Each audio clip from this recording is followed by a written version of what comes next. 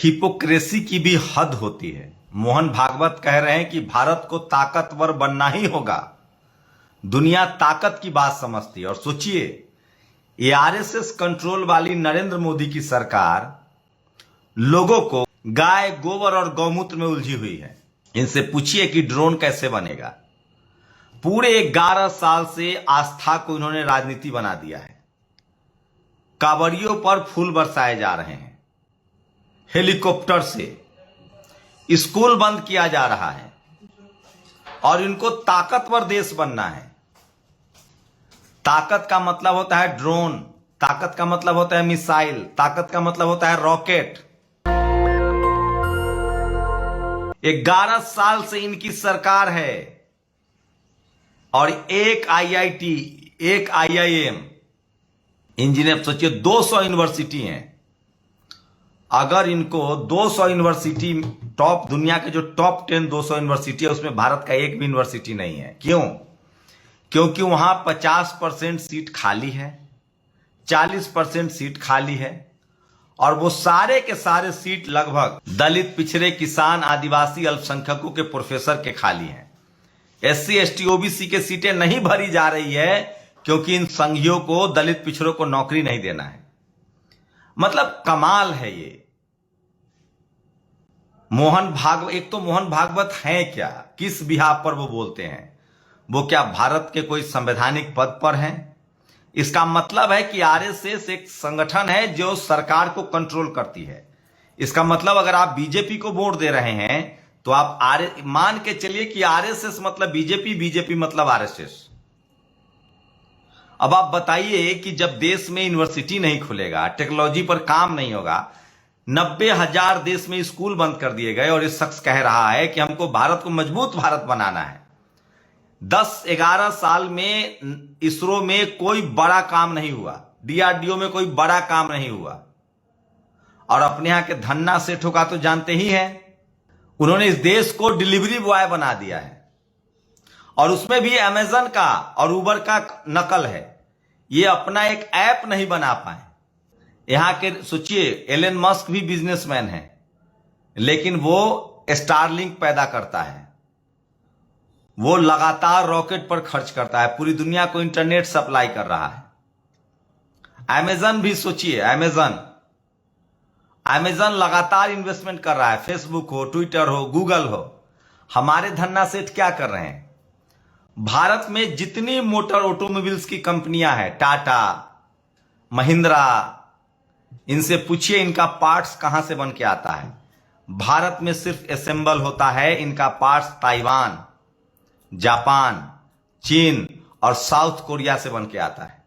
भारत में जो आप पंखा चला रहे हैं, टीवी चला रहे हैं, फ्रिज चला रहे हैं, ये सब बन के आता है विदेश से, चाइना से। Made in China, made in Korea, south Korea, made in Taiwan, made in Vietnam. आप सोचिए किस तरह के हालात हैं।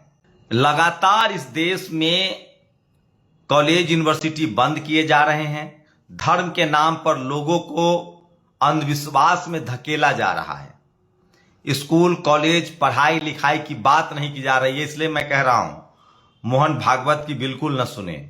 यह शख्स, इसका संगठन 90% दलित पिछड़ों के खिलाफ है। आरएसएस, इसकी नई एजुकेशन, आरएसएस ने जो नई एजुकेशन पॉलिसी लाई है, मेरे दर्जनों दोस्त हैं जो डॉक्टर हैं, इंजीनियर हैं, प्रोफेसर हैं, वैज्ञानिक हैं, वो बताते हैं कि किस तरह से कॉलेज, यूनिवर्सिटी में, एक दिल्ली यूनिवर्सिटी में एक महिला प्रिंसिपल गोबर पोत रही थी।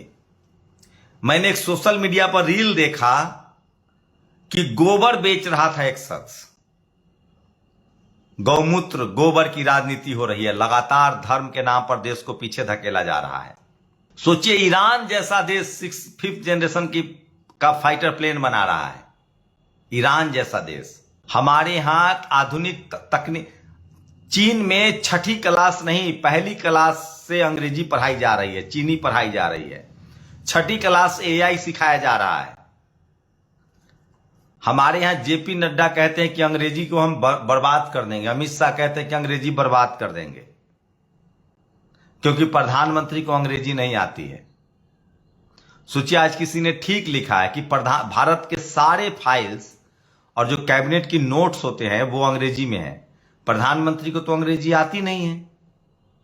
लेकिन मैं फिर कह रहा हूं, इस देश को अगर आप बड़े ऐसे नेता हुए जो पढ़े लिखे नहीं थे लेकिन उन्होंने लगातार देश को बेहतर बनाया है, तो मोहन भागवत आरएसएस की पूरी प्लानिंग सिर्फ और सिर्फ सांस्कृतिक बदलाव के नाम पर देश को फिर से,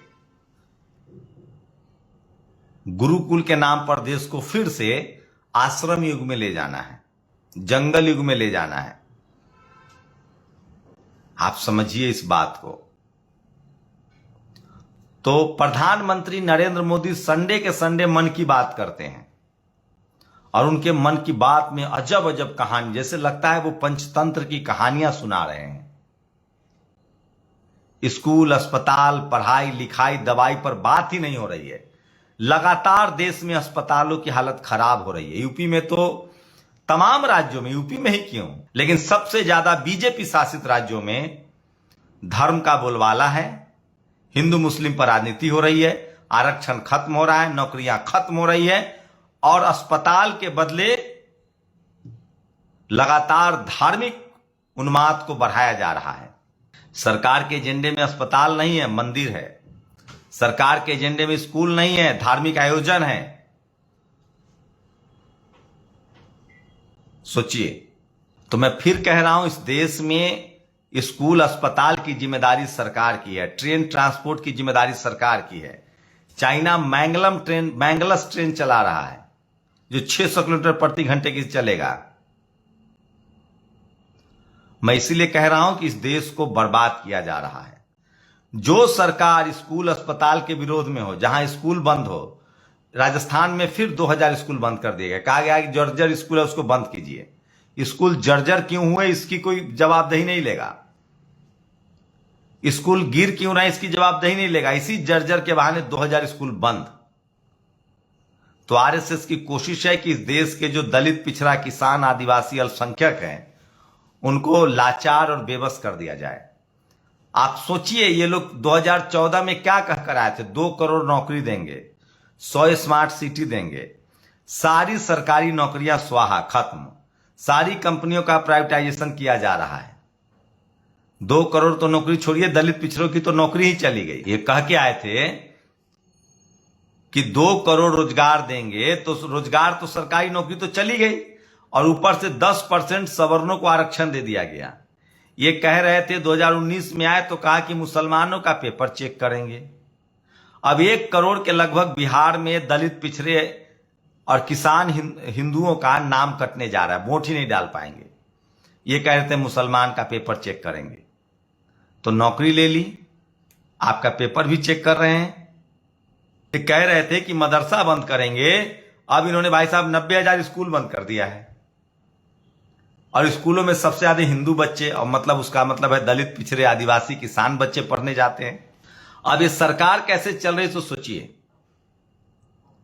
एक थे किसान समाज से आने वाले, जाट समाज से आने वाले धनखड़ साहब, जगदीप धनखड़, उपराष्ट्रपति, पहले गवर्नर थे। कुछ हर काम वो किया जो नहीं करना चाहिए था गवर्नर को बंगाल में। उसके बाद राष्ट्रपति बने सरकार के लिए। उपराष्ट्रपति बनकर भी वो हर काम कर रहे थे जो नहीं करना चाहिए था। लेकिन एक बार वो उपराष्ट्रपति, वो गवर्नर थे, बीजेपी का एजेंट बने हुए थे, बीजेपी के कार्यकर्ता बने हुए थे। वो उपराष्ट्रपति थे, बीजेपी के कार्यकर्ता बने हुए थे। एक बार वो तनकर खड़ा हुए कहे कि मैं उपराष्ट्रपति हूं, उनका इस्तीफा ले लिया गया। और एक ट्वीट नहीं, पता नहीं कहां है वो, नजरबंद हैं, कहां हैं, दिख नहीं रहे हैं क्या उनको घर में। सोचिए, उपराष्ट्रपति अपने इस्तीफे के बाद दिख नहीं रहे हैं, न उनका एक्स पर कोई बयान आ रहा है।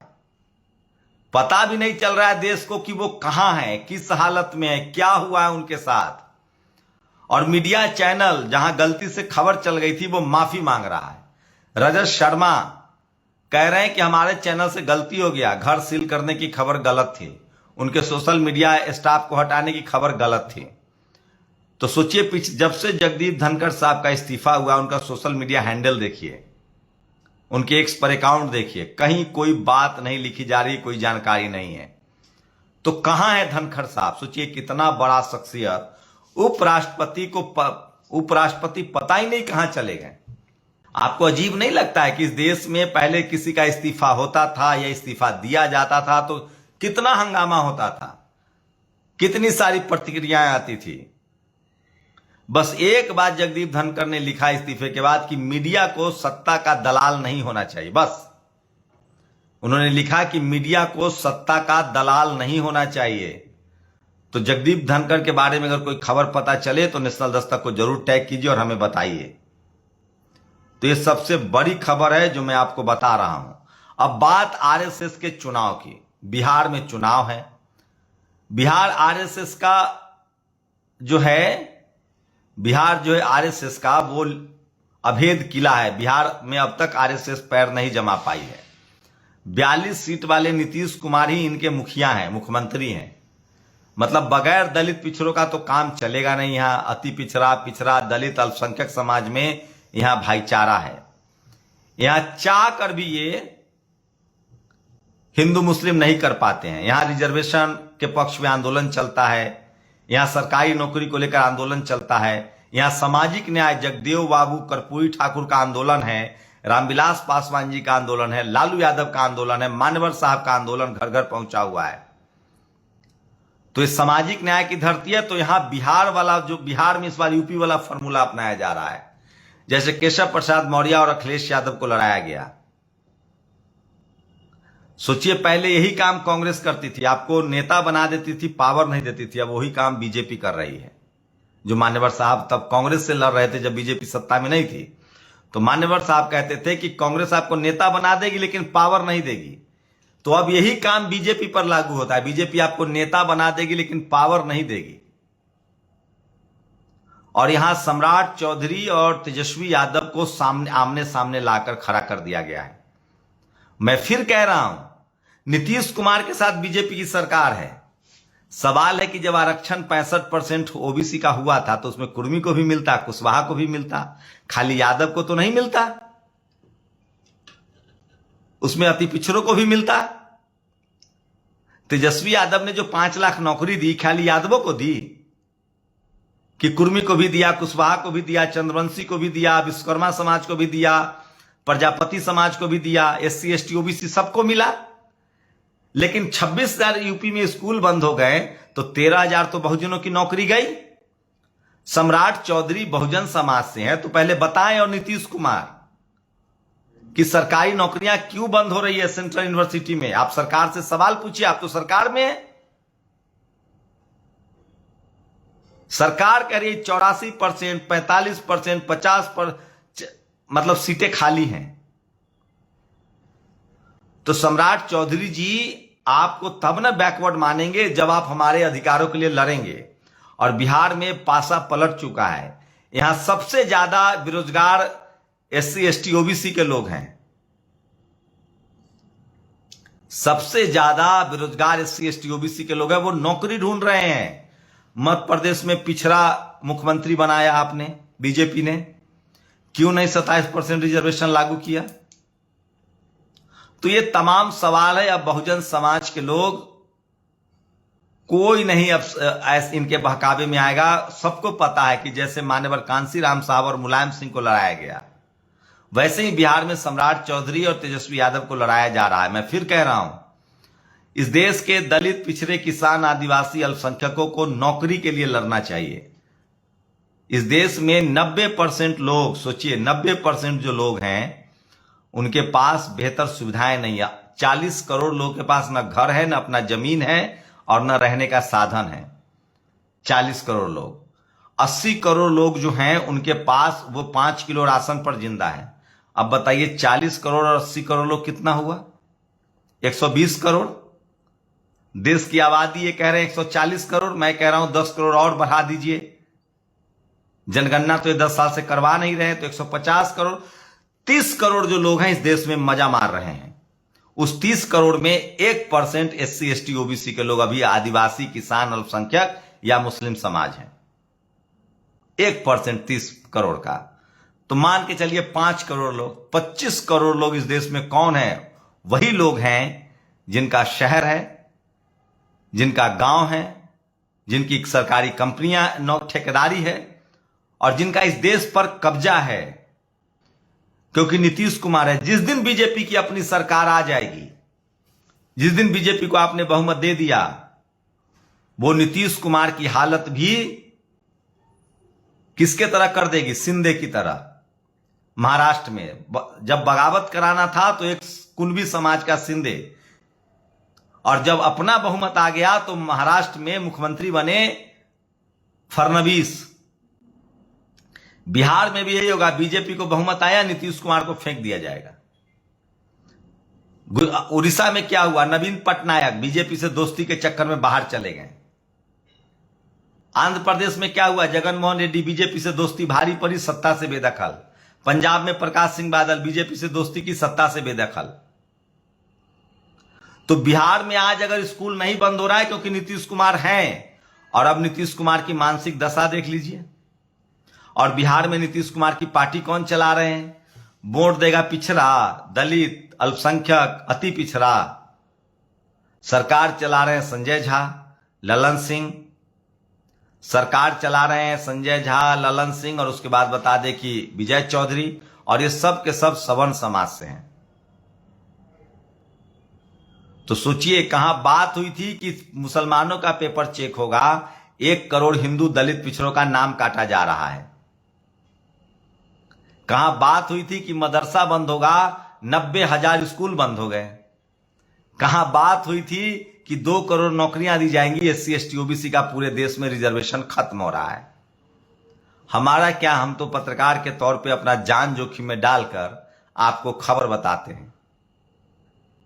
अब तो बंदर ब्लॉगर भी कहता है, पूछता है किसी से कि बेरोजगारी है, तो वो लड़का युवक कहता है कि बोलूंगा तो जेल में डाल देंगे। एक बुजुर्ग से पूछते हैं कि महंगाई, एक और महिला से पूछते हैं महंगाई है, वो महिला कहती है बोलूंगा तो जेल में डाल देंगे। तो उसी तरह से एक जवान से पूछते हैं, एक बुजुर्ग से पूछते हैं कि देश में तरक्की कर रहा है, तो वो कहते हैं कि बोलूंगा तो जेल में डाल देंगे। वो बंदर भी बाद में कहता है कि मैं बोलूंगा तो जेल में डाल देंगे। तो ये तमाम बड़ी खबरें हैं जो सोशल मीडिया पर वायरल है, आप लोग सोचिएगा जरूर। इस देश में 90% दलित, पिछड़ा, किसान, आदिवासी, अल्पसंख्यक आज भी सिर्फ 10% संपत्ति में गुजारा कर रहा है। सोचिए। और ये बात आपको कोई टीवी अखबार नहीं बताएगा, क्योंकि जो RSS की जाती है वो टीवी अखबार की जाती है। जो RSS की जाती है वो media, judiciary, college, university, bureaucracy, business की जाती है। इसलिए हर कहीं से कोई आवाज नहीं आएगी। इस देश के 90% दलित, पिछड़े, किसान, आदिवासी, अल्पसंख्यक को ही बोलना पड़ेगा।